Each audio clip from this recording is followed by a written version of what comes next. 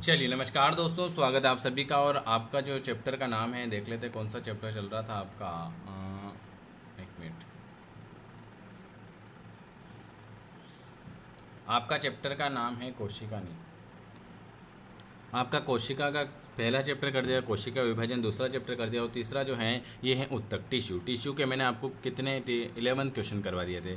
आज हम करेंगे इससे आगे वाला क्वेश्चन। जो नया है चैनल को सब्सक्राइब कर दीजिएगा, बेल आइकन को प्रेस कर दीजिएगा। और डेली की अगर हमसे क्लास में जुड़ना चाहते हैं तो इस नंबर पर व्हाट्सअप कर दीजिएगा और आपका नाम बता दीजिएगा और कौन से एग्ज़ाम की तैयारी कर रहे हो वो बता दीजिएगा। चलिए शुरुआत करते हैं अपने पहले क्वेश्चन की ओर कि संवहनी पौधों में पानी जो होता है ऊपर किससे जाता है। संवहनी पौधे जो होते हैं उसमें पानी जो होता है वो ऊपर जो होता है वो किससे जाता है? जाइलम से। किससे जाता है? ऑप्शन आपका डी वाला आ जाएगा। चलिए अगला क्वेश्चन क्या लिखा हुआ है। आक्जेनोमीटर का प्रयोग, वेरी आईएमपी क्वेश्चन। आक्जेनोमीटर का प्रयोग किसके लिए किया जाएगा? आक्जेनोमीटर वृद्धि दर मापने के लिए। आक्जेनोमीटर का प्रयोग जो होता है, आक्जेनोमीटर का प्रयोग जो होता है वो वृद्धि दर मापने के लिए किया जाएगा। चलिए अगला क्वेश्चन क्या लिखा हुआ है आपके सामने। चलिए जल संवर्धन विधियों से पादप उगाने वाली प्रणाली को आप क्या कहते हो? जल संवर्धन विधियों से पादप उगाने वाली प्रणाली को आप क्या कहते हो? उसे हम कहते हैं जल संवर्धन। क्या कहते हैं? जल संवर्धन।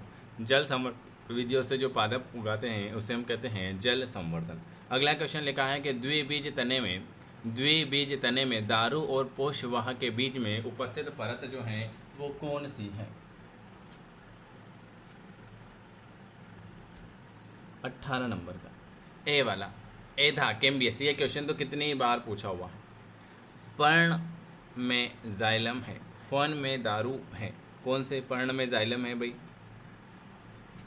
बाह्य बाह्य आदि दारू में।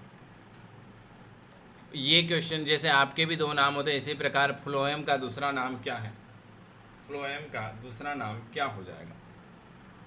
फ्लोएम का दूसरा नाम जो हो जाएगा वास्ट हो जाएगा। क्या हो जाएगा? फ्लोएम का दूसरा नाम बास्ट हो जाएगा। उत्तक जन जिसके बाह्य त्वचा बनती है वह क्या है? उत्तक जन जिससे बाह्य त्वचा बनती है वो क्या है? 21 नंबर का, उसे हम कहते हैं त्वचा जन। क्या कहते हैं? उत्तक जन जिसमें बाह्य त्वचा बनती है उसे हम कहते हैं त्वचा जन। उत्तक संवर्धन की अवधारणा, वेरी आईएमपी क्वेश्चन। उत्तक संवर्धन की अवधारणा किसने दी थी? तो हाफ मीटर ने। किसने दी थी? उत्तक संवर्धन की जो अवधारणा दी थी वो आपके हाफ मीटर ने दी थी। सॉरी, उत्तक, हाँ हाफ मीटर। 22 का ए वाला आ जाएगा। चलिए विभजोतक मेरिस्टेम किस में पाए जाते हैं? मेरिस्टेम किस में पाए जाएंगे? Very good. मेरिस्टम जो होते हैं, मेरिस्टम जो हैं वो पार्श्विक कली में पाए जाएंगे। किस में पाए जाएंगे? मेरिस्टम जो हैं वो पार्श्विक कली में पाए जाएंगे। ऑप्शन आपका बी वाला आ जाएगा। बहुत से तृणों की पत्तियां वलित और अनवलित होने में समर्थ होती हैं। बहुत से तृणों की पत्तियां वलित और अनवलित होने में समर्थ होती हैं। क्यों? क्योंकि उनमें बहुत से तृणों की पत्तियां वलित और अनवलित होने में समर्थ होती हैं क्योंकि उनके मध्यरागी घेरे और स्पंज जो होते हैं पेरेनकाइमा में विभेदित नहीं होते। चलिए अगला क्वेश्चन क्या लिखा हुआ 25 से।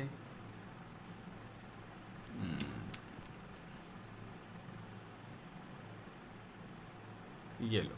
एक मानव शरीर में अनैच्छिक मांसपेशियां कहाँ होती हैं? एक मानव शरीर में अनैच्छिक पेशियां कहाँ पर होगी? दिल में। मानव त्वचा की, वेरी आईएमपी क्वेश्चन, मानव त्वचा की औसतम मोटाई कितनी है? मानव त्वचा की औसतम मोटाई कितनी है? बताइए। मानव त्वचा की औसतम मोटाई जो है वो कितनी है? वो है 0.5 मिलीमीटर। 0.5 मिलीमीटर। कौन सा मानव शरीर की परमाणु संरचना का एक हिस्सा नहीं है? मानव शरीर की परमाणु संरचना का एक हिस्सा कौन सा नहीं है? लेड। मानव शरीर की परमाणु संरचना का एक हिस्सा कौन सा नहीं है? तो हाइड्रोजन है, फास्फोरस है, कार्बन है। ऑप्शन आपका डी वाला। उत्तक क्या होता है? उत्तक जो होता है टिश्यू, ये क्या होता है? टिश्यू क्या होता है? 29 नंबर का। वे कोशिकाएं जो मूल रूप से दिखने में और कार्य करने में समान होती हैं उसे हम कहते हैं उत्तक। वे कोशिकाएं जो मूल रूप से दिखने में और कार्य करने में समान होती हैं। स्थायी उत्तक के निर्माण के लिए एक स्थायी संरचना, आकार और क्रिया अपनाने की प्रक्रिया क्या कहलाती है? 30 नंबर का, उसे हम कहते हैं विभेदन। स्थायी उत्तक के निर्माण के लिए एक स्थायी संरचना, आकार और क्रिया अपनाने की प्रक्रिया जो है उसे हम कहते हैं विभेदन कहते हैं। क्या कहते हैं? विभेदन कहते हैं। किन उत्तक में कोशिकाएं जीवित होती हैं, लंबी और कोनों पर अनियमित रूप से स्थूल होती हैं? किन उत्तक में कोशिकाएं जीवित होती हैं, लंबी और कोनों पर अनियमित रूप से स्थूल होती हैं? 31 डी वाला, कोलेरेन काइमा। ये क्वेश्चन भी वेरी IM, कोलेन काइमा। कौन सा स्थायी उत्तक एक पौधों को कठोर और मजबूत बनाएगा? कौन सा स्थायी उत्तक एक पौधों को कठोर और मजबूत बनाएगा? स्क्लेरेन काइमा। कौन सा? स्क्लेरेन काइमा। कौन सा स्थायी उत्तक एक पौधों को कठोर और मजबूत बनाता है? स्क्लेरेन काइमा हो जाएगा। ऑप्शन आपका बी वाला आ जाएगा। चलिए अगला क्वेश्चन देख लेते हैं। ये लीजिए भाई, उत्तक रक्त वाहिकाओं के व्यास को बदल देता है। ऐसा कौन सा उत्तक है जो रक्त वाहिकाओं के व्यास को बदल देगा? बताइए। बिल्कुल आपका सही जवाब आ जाएगा।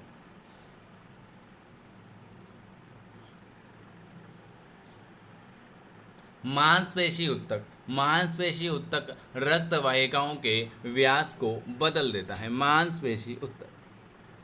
कौन सा एक सरल स्थायी उत्तक नहीं है? सरल स्थायी उत्तक कौन सा नहीं है? बताइए। Very IMP question. देखो हम कम समय में ज़्यादा क्वेश्चन कर रहे हैं। 37 बी वाला, जाइलम जो है कौन सा एक सरल स्थायी उत्तक नहीं है? जाइलम जो है आपका एक सरल स्थायी उत्तक नहीं। पौधों में प्राथमिक वृद्धि किससे होती है? पौधों में प्राथमिक वृद्धि किससे होगी? 38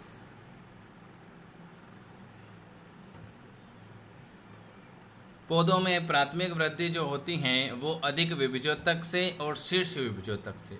अधिक और शीर्ष इन दोनों से। ऑप्शन आपका बी वाला आ जाएगा। चलिए इस क्वेश्चन को छोड़ दें।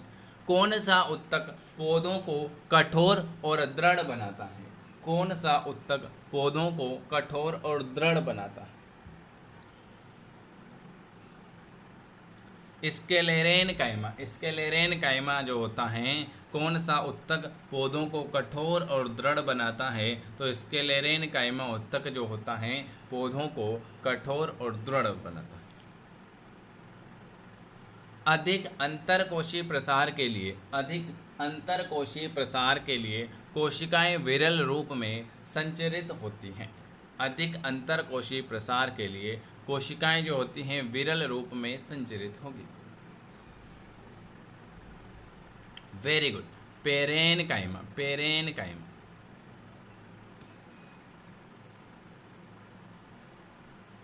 कौन सा सरल स्थायी उत्तक नहीं है?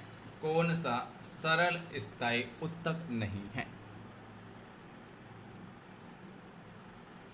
जाइलम जो है, जाइलम ये सरल स्थायी उत्तक नहीं है। कौन सा सरल स्थायी उत्तक नहीं है? तो जाइलम जो है ये सरल स्थायी उत्तक नहीं। स्क्लेरेन काइमा है, जीवित हैं और कोलेन काइमा है। ऑप्शन आपका बी वाला आ जाएगा। रिक्त स्थान के कारण स्क्लेरेन काइमा कोशिकाओं की दीवार मोटी होती है। किसके कारण स्क्लेरेन काइमा कोशिका की दीवार मोटी होगी? लिग्निन किसके कारण? लिग्निन के कारण। लिग्निन के कारण स्क्लेरेनकाइमा कोशिकाओं की दीवार जो होती हैं वो मोटी होती है। किसके कारण? लिग्निन के कारण।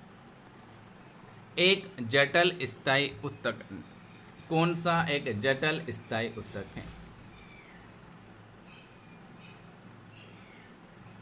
जाइलम। जाइलम जो है, जाइलम जो है वो जाइलम।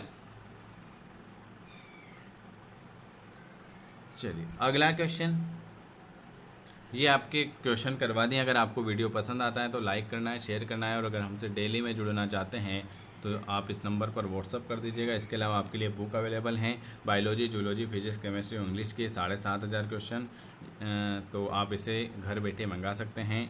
इसके लिए आप इस नंबर पर संपर्क कर सकते हैं इसका डेमो देखने के लिए। वीडियो अच्छा लगे तो लाइक शेयर कर सकते हैं। वीडियो देखने के लिए आप सभी का बहुत बहुत धन्यवाद। ठीक है, चलिए मिलते हैं अगली क्लास में। वीडियो कैसा लगा कमेंट करके ज़रूर बताएं।